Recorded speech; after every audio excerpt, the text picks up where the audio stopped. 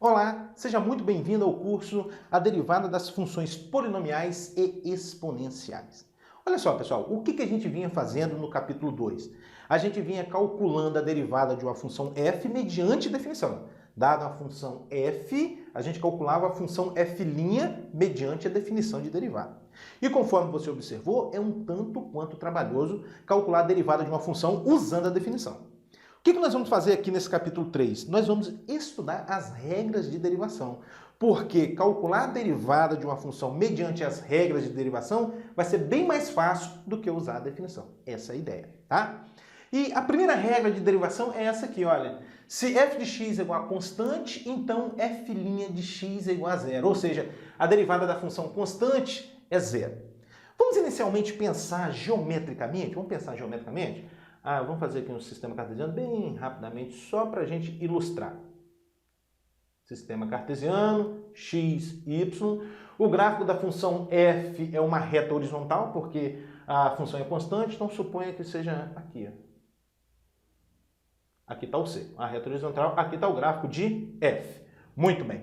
Vamos considerar também um ponto aqui de abscissa A, né? Vamos considerar um ponto aqui de abscissa A. Aqui está o A e aqui está o ponto de abscissa A. Tá?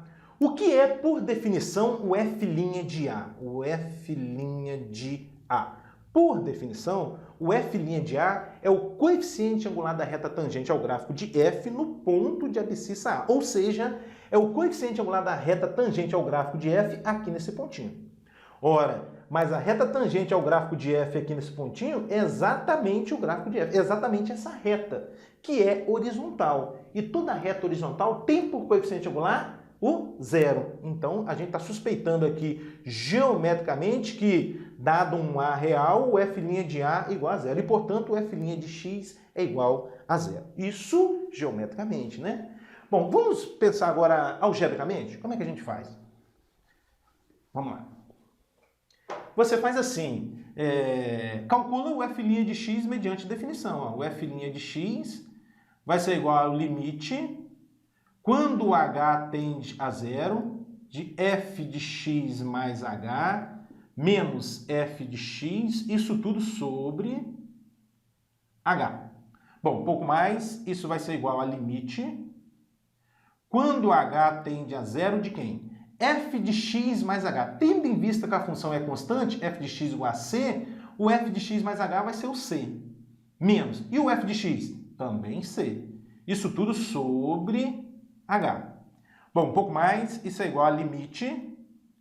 Quando h tende a zero, de quem? Aqui vai ficar c menos c, vai dar zero. Zero sobre h. Fazendo bem devagarzinho para você acompanhar. Então, isso vai ser igual a limite. Quando h tende a zero, zero dividido por h dá zero. Então, o que eu tenho agora? Limite de uma constante. E conforme nós estudamos, o limite de uma constante é a própria constante. Então, isso aqui é igual a zero. Pronto. Mostrado para você que o f' de x é igual a zero. Então, se f de x é constante, então o f' de x é igual a zero. Por exemplo,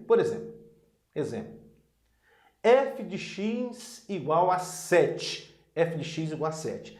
Bom, então, se f de x igual a 7, o f' de x é igual a zero. É isso que está dizendo a primeira regra de derivação. f de x igual a π. Π é outra constante. Então, de acordo com a primeira regra de derivação, o f' de x é igual a zero. Tá? Que também poderia ser escrito assim, o primeiro caso, derivada em relação a x de 7. É a mesma escrita, tá? Mesma coisa. Derivada em relação a x da função constante igual a 7, dá zero. No segundo caso, a derivada em relação a x da função constante igual a π. Quanto é que dá isso? Dá zero. Pronto, então tá aí a primeira regra de derivação. A segunda regra de derivação diz o seguinte, se f de x igual a x, então f' de x igual a 1. Ou seja, a derivada da função identidade é a função constante igual a 1. Tá? A função identidade, f de x igual a x, ela recebe esse nome no seguinte sentido, que o f de 2 é igual a 2, o f de 3 é igual a 3, é nesse sentido que ela recebe esse nome. Tá? Então, essa segunda regra está dizendo para a gente que se f de x igual a x, então f' de x igual a 1. Vamos inicialmente também pensar geometricamente? Vamos pensar geometricamente? Vamos lá. Como a gente fez na regra anterior. Bom, f de x igual a x tem por gráfico a bissetriz dos quadrantes ímpares. Essa aqui, ó, essa reta, ó, a bissetriz dos quadrantes ímpares. Aqui está o gráfico da função f. Vamos considerar também um ponto aqui de abscissa A. Vamos considerar esse ponto aqui que tem abscissa A. E aqui o f de A, que também vai ser A, né? Que também vai ser A, tendo visto que a função é uma função de identidade. Bom, o que é, por definição, o f' de A, por definição?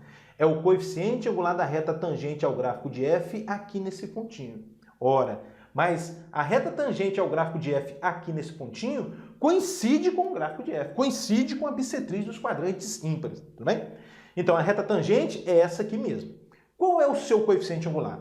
O seu coeficiente angular, por definição, é a tangente desse ângulo que mede 45 graus, né? Porque aqui é a bissetriz dos quadrantes ímpares. Bom, então o f' de A vai ser a tangente de 45 graus. E a tangente de 45 graus, conforme você sabe, é 1. Pronto, então nós já estamos suspeitando geometricamente que realmente essa regra vale, né? Se f de x é igual a x, ou seja, se f de x é a função identidade, f' de x é a função constante e vale 1. Tá aqui a ideia geométrica. Vamos fazer algebricamente agora? Bora lá.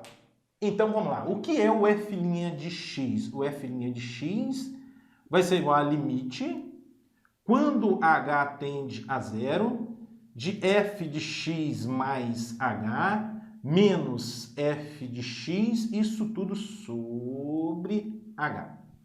Pouco mais, isso é igual a limite, quando h tende a zero, de quem? F de x mais h. Olha para a função f. Aqui está a função f. O que é o f de x mais h? Como você deve fazer para calcular o f de x mais h? Vem aqui e substitui este x por x mais h. Então vai ficar x mais h menos o f de x, que é o próprio x, isso tudo sobre h. Pouco mais, isso é igual a limite. Quando h tende a zero, de quem? Ó, mais x menos x, você já pode simplificar. Sobra h sobre h. Pouco mais, isso é limite. Quando h tende a zero, de quem? Ó, h dividido por h dá 1. E o que eu tenho aqui agora? Limite de uma constante. E limite de uma constante é a própria constante. Então, isso aqui é igual a 1. Pronto.